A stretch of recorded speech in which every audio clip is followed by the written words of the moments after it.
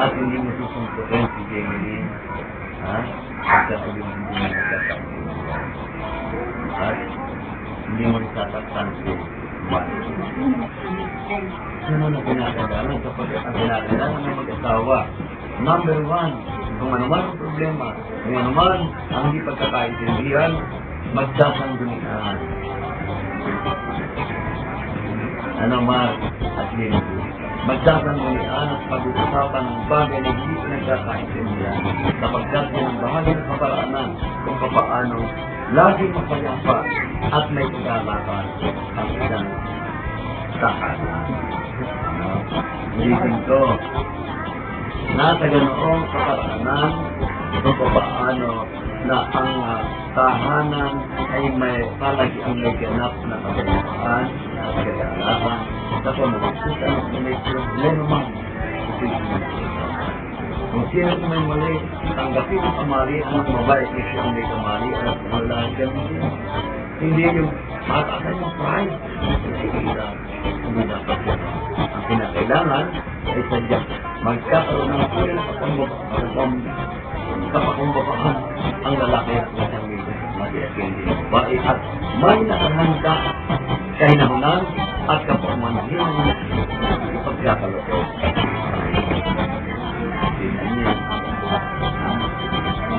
Ano ba yung dalawa yung pamamagitan?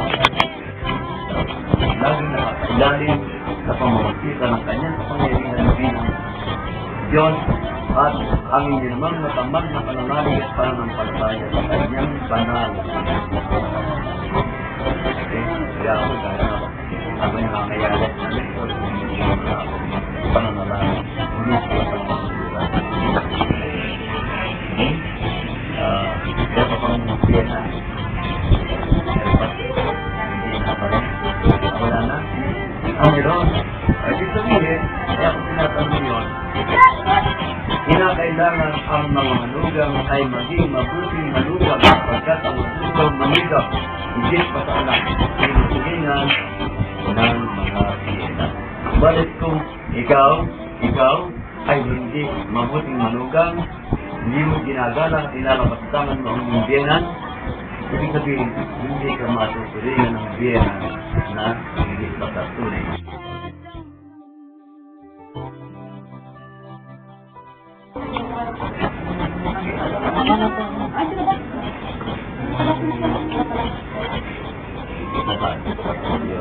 Gimana? Wala. Pwede naman ako.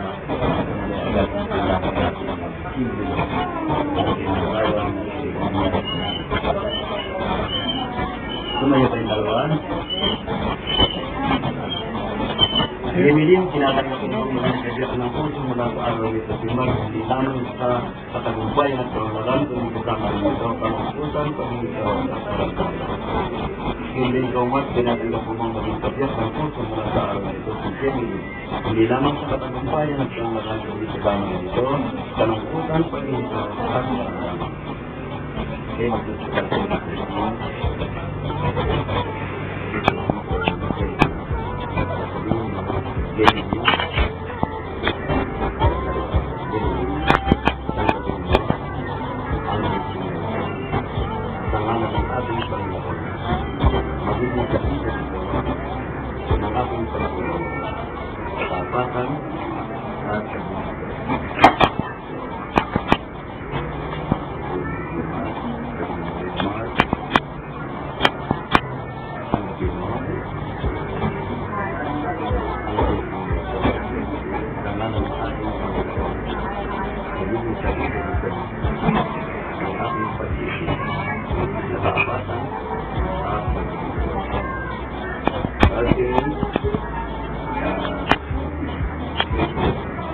Iniling po yung mga minuto ng sama-sama tayo.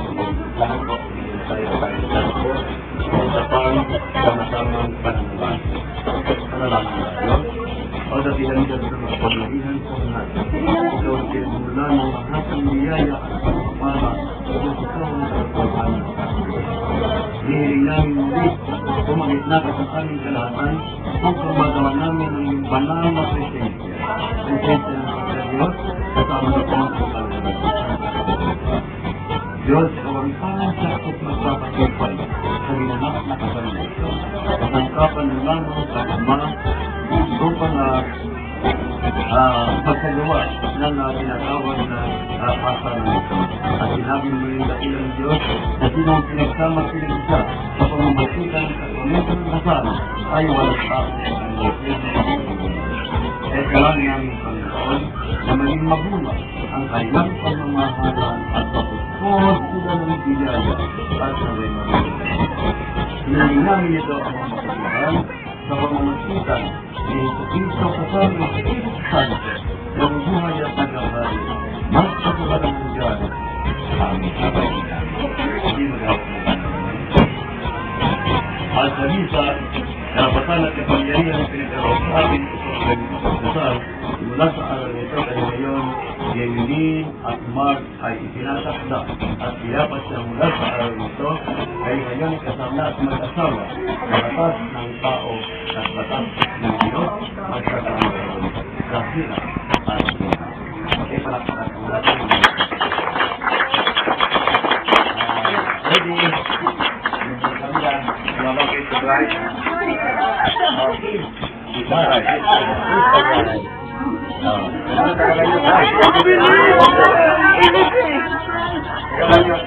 More. Matagal. Yay!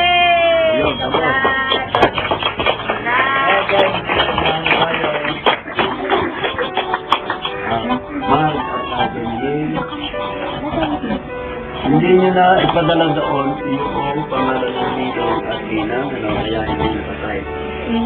Kaya ang gagawin natin ngayon,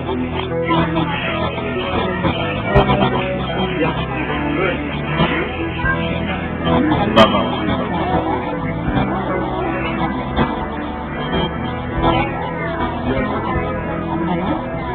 Yung ano, kung ano siguro niya.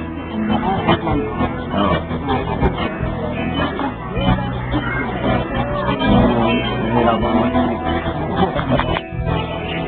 Ang naman ang kulang pa nito ng paper hindi ko makapag-usap na lang sa akin. Bago natin iparito dito. Bago po kayo pumili,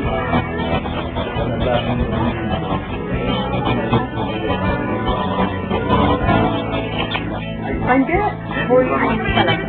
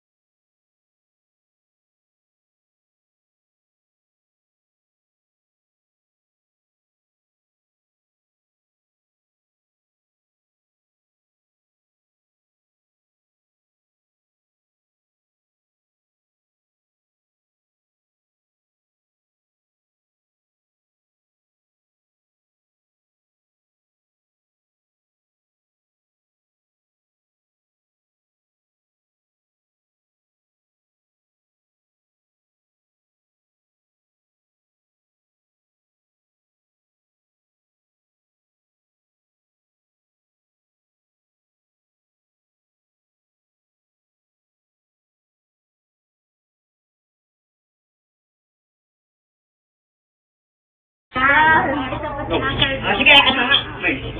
Sige pa.